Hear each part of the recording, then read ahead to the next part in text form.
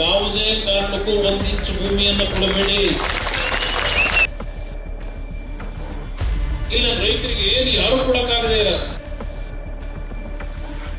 ದೊಡ್ಡ ಮಟ್ಟದಲ್ಲಿ 2 ಕೋಟಿ 2.25 ಕೋಟಿ ಕೊಟ್ಟಿದ್ದೀನಿ ಅಂತೀಯ ನಿನ್ನ ಯೋಗ್ಯತೆಗೆ. ಅಲ್ಲ 12 ಕೋಟಿ ಫಿಕ್ಸ್ ಮಾಡೋದಲ್ಲಪ್ಪ. ಒಳಿತು ಮಾಡೋ ಮನುಷ್ಯ ನೀನು ಇರೋದು 3 ದಿವಸ. ನಾನು ಆಡೋದು ಯಾರಿಗೂ ಕಿಡಕ್ ಮಾಡೋ ಅವಶ್ಯಕತೆ ಇಲ್ಲ. ನಿಮಗೆ ನಾನು ಮೋಸ ಮಾಡ್ತೀನ, ನಿಮಗೆ ನ್ಯಾಯ ಮಾಡ್ತೀನಿ, ಯೋಚನೆ ಮಾಡಿ.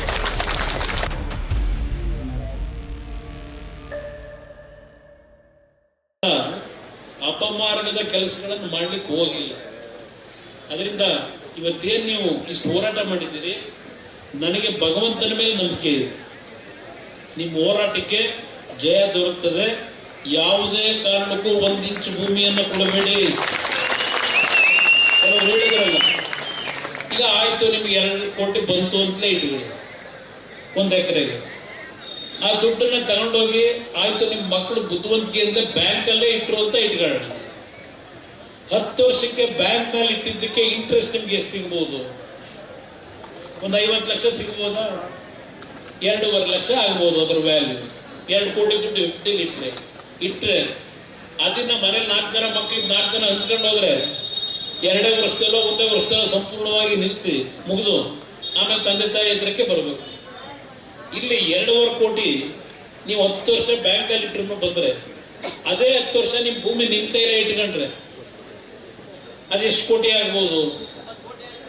ಈಗ ಉದಾಹರಣೆಗೆ ನಾನು ಬಂದೆ, ಈ ಒಂದು ಋಣ ಇತ್ತು ನನಗೆ, ಈ ಮಣ್ಣಿನ ಋಣ ಇತ್ತು. ಅವತ್ತು 1984-85ರಲ್ಲಿ ಕೇತಗನಹಳ್ಳಿ ಹತ್ರ ನಾನು ಏನು ಜಮೀನು ಖರೀದಿ ಮಾಡಿದೆ, ತಗೊಂಡಿದ್ದು ನಾನು 4.5 ಲಕ್ಷಕ್ಕೆ. ಒಂದು ಟೋಟಲ್ 4.5 ಲಕ್ಷ, 8,000ದಿಂದ 12,000 ಅವತ್ತಿನ ವ್ಯಾಲ್ಯೂ. 46 ಎಕರೆ ತಗೊಂಡೆ. ಅದರಲ್ಲಿ ಆಮೇಲೆ ಬೀರಯ್ಯ ಅಂತ ಒಬ್ಬರದು 1 ಎಕರೆ ತಗೊಳ್ಳೋದಕ್ಕೆ 4.5 ಲಕ್ಷ ಕೊಟ್ಟೆ. 45 ಎಕರೆಗೆ 4.5 ಲಕ್ಷ ಖರೀದಿ ಮಾಡಿದ್ದು. 1 ಎಕರೆ ತಗೊಳ್ಳೋದಕ್ಕೆ ಆಮೇಲೆ ಒಂದು 4-5 ವರ್ಷ ಆದ್ಮೇಲೆ 4.5 ಲಕ್ಷ ಕೊಟ್ಟೆ. ಇವತ್ತು ವ್ಯಾಲ್ಯೂ ಎಷ್ಟಿದೆ ಹೇಳ್ಕೊಂಡವರಲ್ಲ, 80 ಎಕರೆಗೆ 480 ಕೋಟಿ ಅಂತೇಳಿ ಪೋಸ್ಟ್ ಹಾಕೊಂಡವ್ರೆ. ಟಿವಿಲಿ ತೋರಿಸ್ತಾ ಇದ್ದೀವಿ. ಏನು ಇವ್ರ ತರ ದಗಾಲ್ ಕೆಲಸ ಮಾಡ್ಬಿಟ್ಟು ತಗೊಂಡಿದ್ದೀರ? ನಾನು ಬೇಡಪ್ಪ ಅಂದೆ. ನಾನು ಮತ್ತೆ ಒತ್ತಾಯ ಮಾಡೋದು. ಇವತ್ತು ರೇಟಲ್ಲಿ ಏನಿದೆ ಅನ್ನೋದು ನಂದು ಎಕ್ಸಾಂಪಲ್ ಹೇಳ್ತಾ ಇದ್ದೀನಿ. ಇವತ್ತು ಎಕರೆ 3 ಕೋಟಿ 4 ಕೋಟಿ ಆಗಿದೆ. ಈಗ ಬೇರೆ ಯಾವುದು ಬೇಡಿ. ಇದೆಂತದ್ದು ನಿಮ್ಮ ಪಕ್ಕದಲ್ಲಿ ಗಾಲ್ಫ್ ಕ್ಲಬ್ ಕೆಲಸಕ್ಕೆ ಹೋಗೋರು ಇಲ್ಲಿಂದ ಹುಡುಗರು, ಅವ್ರಿಗೂ ಕೆಲಸದಾಗ ಮಾಡಿದ್ರು. ಈಗ ಅವರೇ ಫಿಕ್ಸ್ ಮಾಡಿರೋ ರೇಟ್. ಇದು ಹೊಸೂರು ಪಕ್ಕದಲ್ಲೇ ಇರತ್ತಾನೆ. ಅವ್ರು ಯಾರು ಇಲ್ಲಿ ನಿಂತವ್ರಲ್ಲ, ಅವ್ರು ಹೋಗಿ ಅಲ್ಲಿ ಹೇಳ್ಬೇಕಲ್ವ. ಏನು ಫೋಟೋ ಚೆಕ್ಕು ಇದ್ದಾರೆ ಪಾಪ ಮಂಜಣ್ಣ ಹೇಳ್ತಿದ್ದ. ಈಗ ಯಾರ ಬಂದು ನಿನ್ನೆ ಫಸ್ಟ್ ಡೇ ಇದ್ದಾರೆ ನಮ್ಮ ಹಳೆ ಸ್ನೇಹಿತ ಬಂದು ಕೊಟ್ಟ, ಫೋಟೋ ಹಾಕ್ಸ್ಕೊಂಡು ದೊಡ್ಡ ಕಾರ್ಡ್ಬೋರ್ಡ್ ಇಟ್ಕೊಂಡು. ಈಗ ನೆನ್ನೆ ಇವರೊಂದು 10 ಜನ ಕೊಟ್ಟವರಂತೆ. ಅಲ್ಲಪ್ಪ, ಇಲ್ಲಿ ಈಗ ಒಂದು ಸರ್ಕಾರಿ ಭೂಮಿ, ಅದು ರೈತರ ಭೂಮಿ ಅಲ್ಲ, ಖರಾಬು.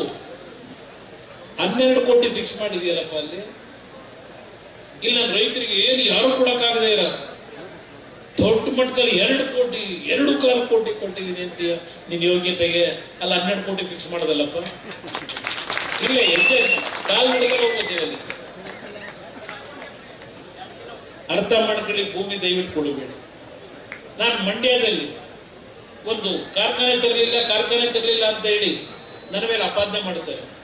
ಈ 2 ವರ್ಷ ಆಯ್ತು ನಾನೀಗ ಅಪಾದನೆ ಮಾಡ್ತಾನೆ. ನನಗೆ ಒಂದು ಕಾರ್ಖಾನೆ ತರಲಿಲ್ಲ ಕುಮಾರಸ್ವಾಮಿ ಅಂತ ಹೇಳಿ. ನಾನು ನಮ್ಮ ಅಧಿಕಾರಿಗಳಿಗೆ ಹೇಳಿದೆ, ಎಲ್ಲಿ ಯಾವುದೇ ರೀತಿಯ ಕೃಷಿ ನಡೆಯಲ್ಲ, ಯಾವ ಭೂಮಿನಲ್ಲಿ ಮಳೆಯ ಆಧಾರದ ಮೇಲೆ ಇವತ್ತು ರೈತರು ಬದುಕಲಿಕ್ಕಾಗದೇ ಇರ್ತಕ್ಕಂಥ ಒಣಭೂಮಿ ಇದ್ರೆ ಒಂದು 100 ಎಕರೆನ ನಾನೇನು ನನ್ನ ಇಲಾಖೆಯಿಂದ 1,000 ಕೋಟಿ ಇವತ್ತಲ್ಲಿ ಇನ್ವೆಸ್ಟ್ಮೆಂಟ್ ಮಾಡಬೇಕು. ಅದು ಬೇರೆ ರಾಜ್ಯಕ್ಕೆ ಹೋಗುತ್ತೆ.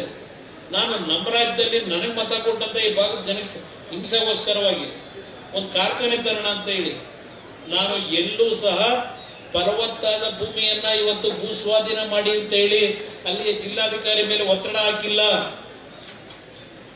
ಯಾಕಿದನ್ನ ಹೇಳ್ತೀನಿ ಅಂದ್ರೆ, ಇವತ್ತು ನಾನು ಇಡೀ ದೇಶದಲ್ಲಿ ಸುತ್ತಿದ್ದೇನೆ. ಈ ದೇಶ ಯಾವ ರೀತಿ ನಡೀತಾ ಇದೆ, ಅದೆಲ್ಲವನ್ನ ಗಮನಿಸಿ ನನಗೆ ಅರ್ಥ ಮಾಡಿಸಿದ್ದೀರಿ. ನನ್ನನ್ನು ಬೆಳೆಸಿರ್ತಕ್ಕಂಥವ್ರು ನೀವು ಅಂತ ಸಾವಿರಾರು ಬಾರಿ ಹೇಳಿದ್ದೀರಿ.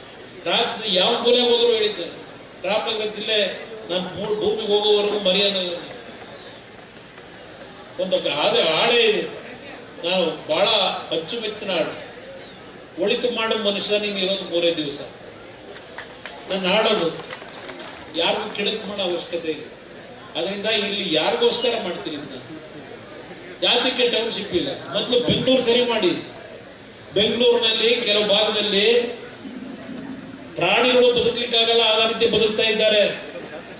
ಮೊದಲು ಅದು ಸರಿ ಮಾಡ್ರಪ್ಪ, ಇಲ್ಲಿ ಬಂದು ಆಮೇಲೆ ಮಾಡಿದ್ರಿ ಮಾಡೋದ. ಅಲ್ಲೆಲ್ಲೋ ಪ್ರತಿ ವರ್ಷ ಮಳೆ ಆದ್ರೆ ಆ ಸಾಯಿ ಲೇಔಟಲ್ಲಿ ಒಂದೊಂದು ಸೊಂಟದಲ್ಲಿ ನೀರು ನಿಂತು ಮನೆ ಬೀಗ ಹಾಕೊಂಡು ಹೋಟ್ಲು ಹೋಗಿ ಜೀವನ ಮಾಡ್ತಾವ್ರೆ ತಿಂಗಳಗಟ್ಲೆ. ಇಲ್ಲಿ ಬಂದು ಏನ್ ಮಾಡ್ತೀಯಪ್ಪ ನೀನು? ಮೊದಲು ಬೆಂಗಳೂರು ಕಟ್ಟದ ಕೆಂಪೇಗೌಡ ನಗರ ಕರ್ನಾಟಕ ಇದನ್ನ ಬೆಳಗಿನ ಸಾಯಂಕಾಲದವರೆಗೂ ಇವತ್ತಿನ ಕಾರ್ಯಕ್ರಮ, ಬಿಡುಗಡೆ ಕಾರ್ಯಕ್ರಮ. ಒಬ್ಬ ಅಧಿಕಾರಿ ನನ್ನ ಜನ ಇವತ್ತು ನೀವು ಜಿಲ್ಲಾಧಿಕಾರಿ ಕಚೇರಿ ಮುಂದೆ ಹೋದ್ರೆ ಒಳಗಡೆ ಕೂರಿಸ್ತಕ್ಕಂಥ ಸೌಜನ್ಯ ಇದೆ.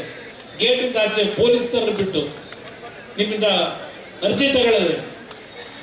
ಇಷ್ಟೆಲ್ಲ ದೌರ್ಜನ್ಯ ನಡೆಸಿ ನಿಮ್ಗಳ ಮೇಲೆ ನೀವು ಹೋರಾಟ ಮಾಡಿದಿರಲ್ಲ, ಇದಕ್ಕೆ ನಿಮ್ಮ ಕೈ ಜೋಡಿಸಿ ತಲೆಬಾಗಿ ನಮಸ್ಕಾರ ಮಾಡಿ.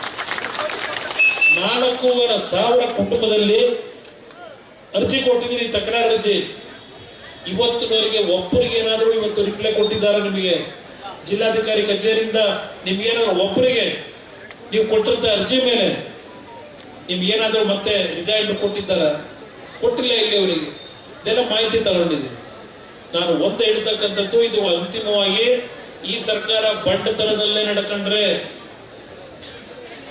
ನ್ಯಾಯಾಲಯಕ್ಕೆ ಮುಂದೆ ಹೋಗಬೇಕು. ನ್ಯಾಯಾಲಯದಲ್ಲಿ ಅಂತಿಮವಾದ ಹೋರಾಟ, ಎಷ್ಟೇ ಹೋರಾಟ ಇರಲಿ, ಎಲ್ಲಾ ರೀತಿಯ ನಿಮ್ಮ ಈ ಒಂದು ಹೋರಾಟಕ್ಕೆ ಜಯ ನನಗೆಲ್ಲ ದೊರಕದು, ನಿಮಗೆಲ್ಲ ದೊರಕದು. ಇದರಲ್ಲಿ ಸಂಪೂರ್ಣವಾಗಿ ನಿಮ್ಮ ಜೊತೆ ಇದ್ದೇನೆ. ಕೆಲವು ಮಾತುಗಳಿಗೆ ಬೆಲೆ ಕೊಡಬೇಡಿ. ನಾನು ಇಷ್ಟೆಲ್ಲ ಈಗ ಹೆಚ್ಚು ಕಡಿಮೆ 20 ವರ್ಷ ಆಯ್ತು ಈ ಜಿಲ್ಲೆಯ ಜನ ನನ್ನನ್ನು ಆಯ್ಕೆ ಮಾಡಿ.